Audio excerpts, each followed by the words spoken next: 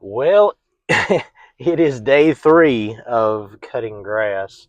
So I didn't get started until late yesterday afternoon. Had some stuff going on in the church that we were having to take care of yesterday.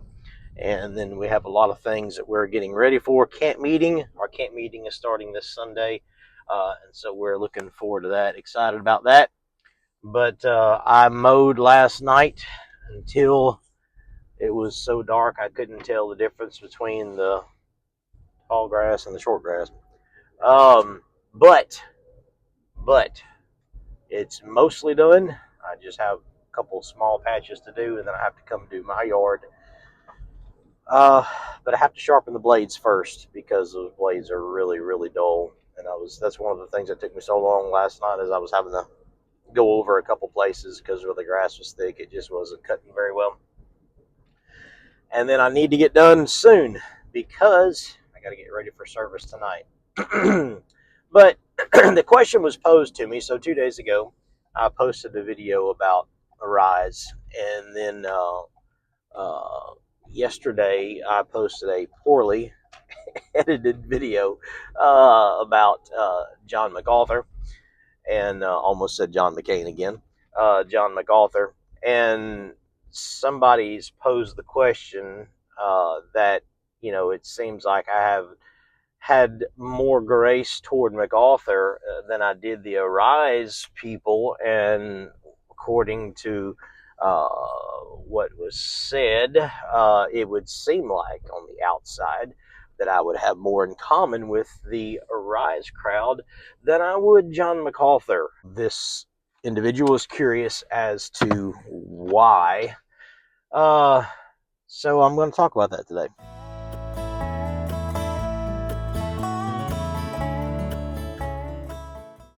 And I'm pretty sure this battery has to be replaced. I doubt it will start again this morning.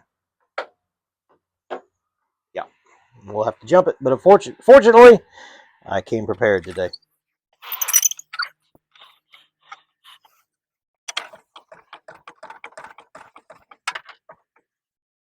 So, the thing about John MacArthur,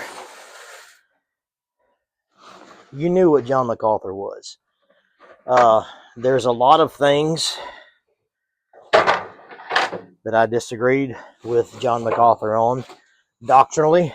Um, as I mentioned, where's my grinder? As I mentioned yesterday, there are a lot of things that he and I disagree on. Where is my grinder? Hmm. Um.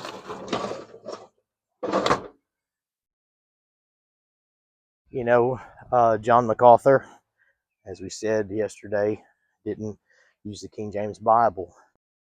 He was a non-denominationalist. He believed in Calvinism.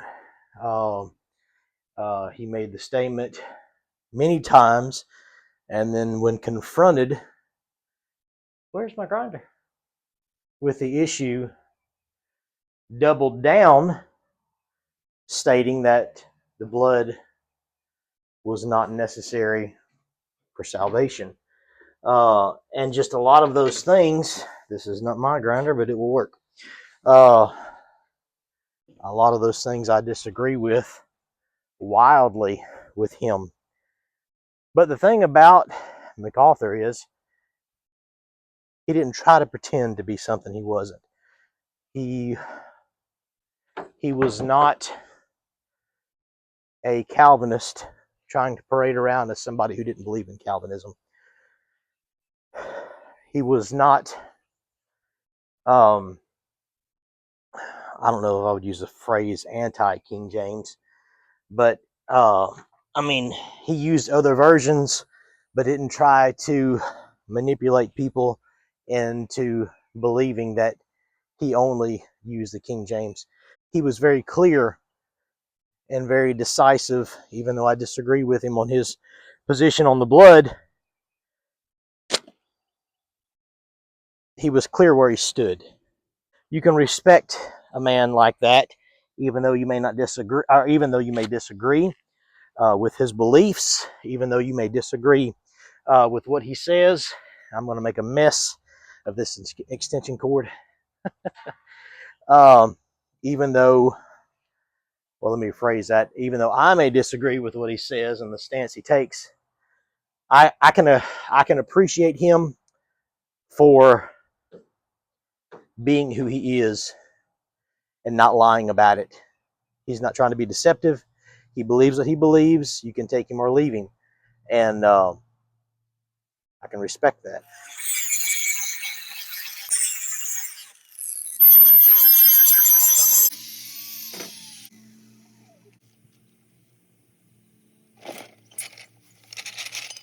So I lost a couple of clips from yesterday because on one of them I turned my mic off and forgot to turn it back on. And then I lost the footage from services from last night because my mic died. So I'm not going to give it a post last night's services yet either. But I do want to kind of go back and fill in the gaps on some of the things I was saying yesterday. First of all, I was talking about MacArthur and talking about the not necessarily the attendance, but the participants in Arise. They know exactly what they're doing, you know, and they say they use the King James and only preach from the King James. Okay, well, I mean, I'll take your word for that. But they also share a platform, with people who do not. Um, they they claim to be, they claim heritage, the same heritage I do. They claim to hold respect for the older men of God that have already passed on and gone away. They claim to have respect for those men, and they claim ties to those men. But at the same time, they are using and producing and singing music that these men would not stand for today. These older preachers that they look back to and they hold in reverence, as I do, these older men of God stood against contemporary music 25 and 30 years ago. And the music from 25 and 30 years ago is not, although it had its problems and it was bad enough, is not near as bad as it is today. Go watch Third Adam, the whole series, not just the first one. Go watch all four of them. But they had rather use the music of this world, the entertainment style of this world. They had rather use that to draw the crowd in, rather than just to stick with the Bible, preach the Bible, sing songs that honor God, that glorify Him, that don't come from a place that produces this worldliness. And as I said in one of the videos that the video I did Monday, or I don't know when it was, if we stay silent about this stuff, we could stay silent and not say anything, then our young people, they're not going to know. My kids, the young people in my church, they need to know the difference. And if those of us that know, if we don't speak out, then they're going to be deceived. They're going to go down this road uh, of the wrong music. They're going to go down this road of entertainment style worship. They're going to go down this road uh, of influence from the world and worldly services, incorporating the world into the church. If we don't stand up and speak up and tell them that this isn't right, then in their minds it justifies what's being done, and in their minds this is good and right because nobody's speaking out against it. If I had the privilege today to sit down with P.P. Bliss, Ira Sankey, Fanny Crosby, um, and these other great songwriters and composers from years ago, we wouldn't agree on everything doctrinally. We would have some differences. Um, but it's not about a disagreement with doctrine. They weren't getting their music from the bar rooms and the pubs. They weren't getting their inspiration, uh, from the world.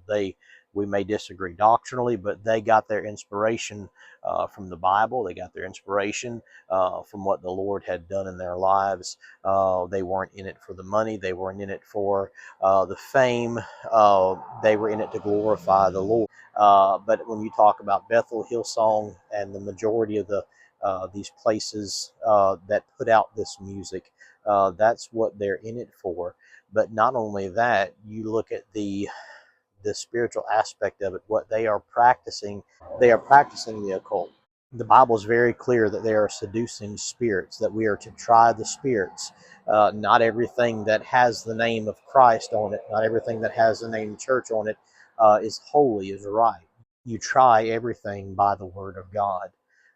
And when you try these things, they don't come out smelling good. But because it draws a crowd, but because it excites the young people, then they use this stuff. So to answer the question that was posed a couple of days ago, why would I seemingly show more grace to MacArthur than I would to the Arise crowd? With MacArthur, you know who he is. With this Arise crowd, you're not sure what you get.